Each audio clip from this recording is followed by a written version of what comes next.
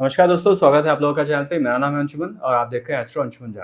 तो आज की इस वीडियो के अंदर हम लोग डिकोड करने वाले हैं सेकंड हाउस को कि भैया सेकंड हाउस क्या होता है, सेकंड हाउस किस हिसाब से काम करता है, सेकंड हाउस अगर देने पे आया तो हमें क्या दे सकता है, सेकंड हाउस मजबूत हुआ तो क्या होगा, कमजोर हुआ तो क्या होगा। तो इन सारी चीज़ों के ऊपर आज के वीडियो के अंदर हम लोग बात करेंगे। तो सबसे पहली चीज़, सेकंड हाउस होता कौन सा है। तो आपका जो लग्न है, जो हमने लास्ट वीडियो में बात की थी, आपके कुंडली का सेंटर पॉइंट, उससे जो अगला हाउस होता है वो हमारा सेकंड हाउस होता है, जिसको हम लोग द्वितीय भाव भी कहते हैं। अब है कि होता क्या है। तो सबसे पहले ये हमारे सस्टेनेंस का भाव होता है। जब आप पैदा हो गए, ठीक है, से आप इस धरती के ऊपर प्रकट हो गए, तो उसके बाद जो दूसरी सारी चीज़ें आपके साथ हो सकती है, वो सारी चीज़ें आपके सेकंड हाउस से होगी, है ना। कि आप बोलना सीखेंगे, आप काम करना सीखेंगे, आप धर्म सीखेंगे, आप एक्यूमुलेशन सीखेंगे। ये सारी चीज़ें जो होंगी वो आपके सेकंड हाउस से होगी। तो कहीं ना कहीं सेकंड हाउस हमारे सस्टेनेंस का भाव होता है, जहाँ पे आप सारी चीज़ें अपनी लाइफ के अंदर मोटा मोटा सीखना शुरू करते हैं। क्योंकि फर्स्ट हाउस तो बस बता रहा है कि भाई आप पैदा हो गए, अब पैदा होने के बाद नेक्स्ट क्या। तो पैदा होने के बाद एज अ चाइल्ड नेक्स्ट जो चीज़ें होती हैं वो सारी चीज़ें आपके सेकेंड हाउस से होती है या सेकेंड हाउस से देखी जाती है। अब है कि सेकेंड हाउस आवश्यक क्यों होता है। तो भाई सबसे आसान चीज़ है कि सस्टेनेंस के लिए हमें ये चाहिए। तो सस्टेनेंस के लिए हमारे जीवन में हमें क्या चाहिए होता है, तो हमें अर्थ चाहिए होता है।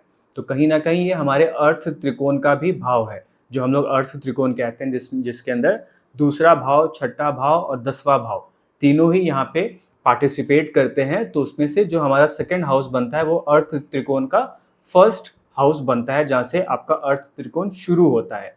तो ये आवश्यक है, क्योंकि भैया पैसा तो चाहिए सस्टेन करने के लिए। अब दूसरा चाहिए कि जो हमारी इनिशियल लर्निंग होती है, जो आप शुरू में सीखते हैं, है ना, चाहे वो देखना सीखे, चाहे बोलना सीखे, चाहे मुंह हिलाना सीखे, चाहे हाथ पैर हिलाना सीखे, कुछ भी आप सीख रहे हैं, वो सारा सीखना आपके सेकेंड हाउस से देखा जाता है, जिसको हम लोग बाइनरी लर्निंग कहते हैं। कि हमारे लाइफ के अंदर लर्निंग तो थ्रू आउट चलेगी कि आप पहले बोलना सीखेंगे, फिर आप चलना सीखेंगे, फिर आप पढ़ना लिखना सीखेंगे, फिर आप कॉलेज जाएंगे, फिर आप यूनिवर्सिटी जाएंगे। बहुत सारी चीज़ें हमारी लाइफ के अंदर सीखने की होती है, लेकिन जो आपकी फर्स्ट लर्निंग होगी वो आपके सेकेंड हाउस से देखी जाती है। ये भी हमारे लर्निंग का भाव होता है। लेकिन किसी भी लर्निंग का इनिशिएट होना, कि आप यूनिवर्सिटी के अंदर भी सीखेंगे लेकिन वो इनिशिएट एक जगह से होगा, तो वो हमारे सेकेंड हाउस से होगा। फिर सेकेंड हाउस कहीं ना कहीं हमारे एक्यूमुलेशन का भी भाव होता है, जो भी आप जमा करेंगे। क्योंकि जैसे आपको बताया कि जब आप पैदा होते हैं तो आप सबसे पहले अपनी सारी चीज़ें सीखते हैं। तो कहीं ना कहीं उसके अंदर आप अपना संस्कार सीखेंगे। तो जो भी आप संस्कार सीखेंगे तो उसको आप एक्यूमुलेट करते हैं, उस संस्कार को आप आगे लेके चलते हैं। तो कहीं ना कहीं इसीलिए कहा जाता है कि आपकी माता और आपके पिता आपके पहले गुरु होते हैं, क्योंकि आपके माता पिता ही आपको पहला संस्कार सिखाते हैं। आपका कुटुंब, आपका घर परिवार आपको संस्कार सिखाता है। तो कहीं ना कहीं जो हमारा घर परिवार होता है उसके बारे में भी हम लोग अपने सेकेंड हाउस से ही देखते हैं, जिसको हम लोग कुटुंब कहते हैं। वो आपको सारी चीज़ें शुरू में सिखाते हैं कि भाई अगर आप बोलते हैं तो आप हिंदी में बात करेंगे कि आप अंग्रेजी में बात करेंगे, आप उर्दू में बात करेंगे कि आप फारसी में बात करेंगे, आप किस भाषा के अंदर बात करेंगे वो आपके घर वाले, आपके माता पिता, आपके कुटुंब ही सिखाते हैं। अब नहीं होता कि हम लोग कई बार मजाक मजाक में कहते हैं कि भाई अमेरिका का बच्चा बच्चा अंग्रेजी बोलता है, क्योंकि वहाँ पे उनको पहले सिखाया ही जा रहा है वो भाषा। हमारे यहाँ हिंदी पहले सिखाई जाती है नॉर्दर्न पार्ट ऑफ इंडिया में। साउथ में जाते हैं तो तमिल है, तेलुगु है, मलयालम है, पंजाब में पंजाबी है। हर जगह अपनी अपनी एक मातृभाषा होती है, अपनी अपनी एक घर की भाषा होती है। तो सबसे पहले वो कुटुंब आपको सिखाता है। तो ये आपका वो संस्कार हो गया, वो आपकी भाषा हो गई, वो सारी चीज़ें आप वहाँ से एक्यूमुलेट करते हैं। फिर यहाँ से हम लोग धन एक्यूमुलेशन भी देखते हैं, क्योंकि जो भी आप लाइफ के अंदर सस्टेन करेंगे तो सस्टेनेंस के लिए कहीं ना कहीं अर्थ चाहिए होता है। तो अर्थ हमारा भोजन भी होगा, अर्थ हमारा पैसा भी होगा, अर्थ हमारा संस्कार भी होगा, क्योंकि ये सारी चीज़ें हमें लाइफ के अंदर आगे चाहिए होगी। आपकी याददाश्त वो भी आपको चाहिए होगी। अगर आपकी याददाश्त अच्छी नहीं है, आप चीज़ें भूल जाते हैं, तो वो भी अपने आप में गड़बड़ की चीज़ है। आप बोल पा रहे हैं कि नहीं बोल पा रहे हैं, वो भी एक इम्पॉर्टेंट चीज़ होती है। तो कहीं ना कहीं हम लोग सेकेंड हाउस से इन सारी चीज़ों का यहाँ पे विवेचना करते हैं, या फिर उससे हम लोग एनालाइज करते हैं। फिर आता है कि जब सेकेंड हाउस हमें अगर देगा तो हमें क्या क्या दे सकता है। तो सिंपल सी बात है, सेकेंड हाउस अगर आपको देगा तो सबसे पहले ये आपको ज्ञानी बना सकता है, क्योंकि बोला कि आपको जो भी ज्ञान मिलेगा वो आपके सेकंड हाउस से मिलेगा, जो भी संस्कार आपको मिलेंगे वो आपके सेकंड हाउस से मिलेंगे, तो ये आपको संस्कारी भी बना सकता है।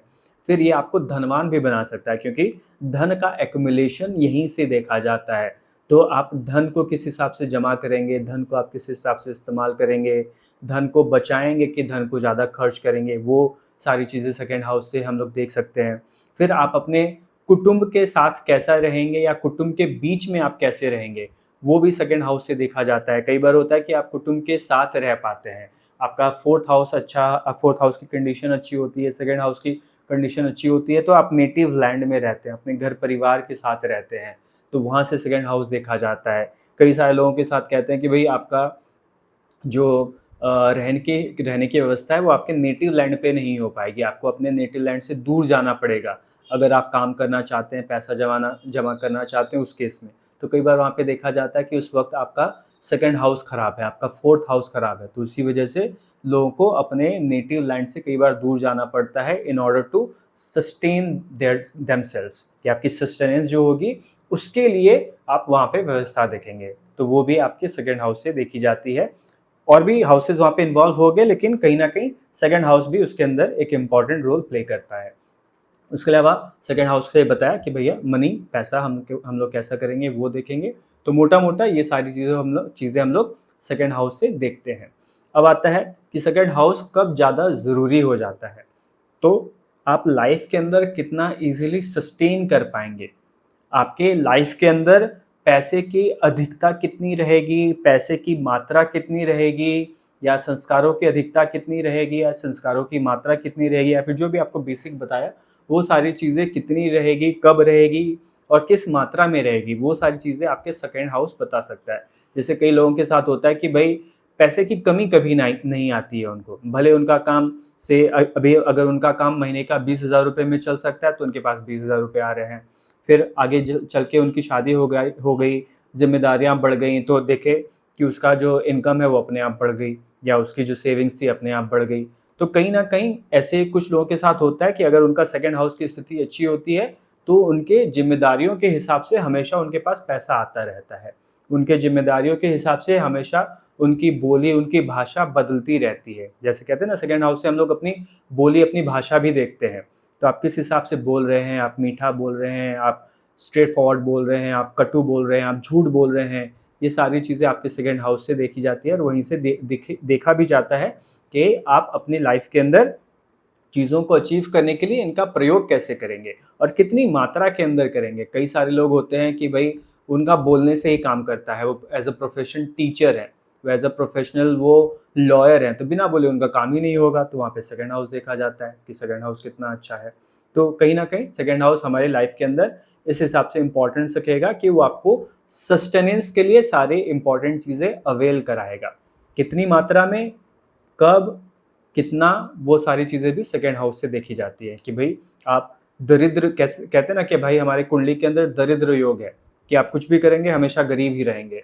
कुछ लोगों के अंदर राजयोग होता है जिसमें कहते हैं कि भाई धन योग है ना, तो धन योग कैसे बनता है कि 11th का जो स्वामी है सेकंड में आके बैठ गया तो आपका धन योग बन गया। तो कहीं ना कहीं वो जो धन 11th, जिसको हम लोग इच्छा पूर्ति का भाव कहते हैं, वो आगे आने वाली वीडियोज़ में आप सीखेंगे।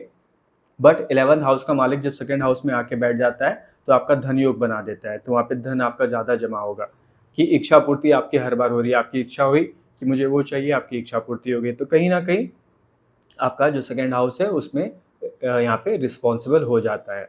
अब है कि अगर हमारा सेकंड हाउस मजबूत होगा तो सेकंड हाउस हमें क्या क्या चीज़ें दे सकता है। तो सबसे पहले अगर सेकंड हाउस आपका मजबूत हुआ तो सबसे पहली चीज़ वो आपको देगा वो आपके बोलने की व्यवस्था, कि आप अच्छा बोलेंगे, है ना। अगर आप स्ट्रेट फॉरवर्ड बोलना आपका काम है तो आप वहाँ पे स्ट्रेट फॉरवर्ड बोलेंगे। अगर आपका काम झूठ बोलने से ही होता है, कई बार कुछ लोग ऐसा काम भी करते हैं जिसके अंदर झूठ बोलने की ज़्यादा ज़रूरत पड़ती है सो दैट उनका काम हो सके, या फिर कहते हैं ना कि भाई सत्य इतना ही बताओ जो झूठ ना लगे, तो वो उतना ही बोलते हैं कि मैंने सच भी बोला है लेकिन मैंने आधा सच बताया है, पूरा सच नहीं बताया।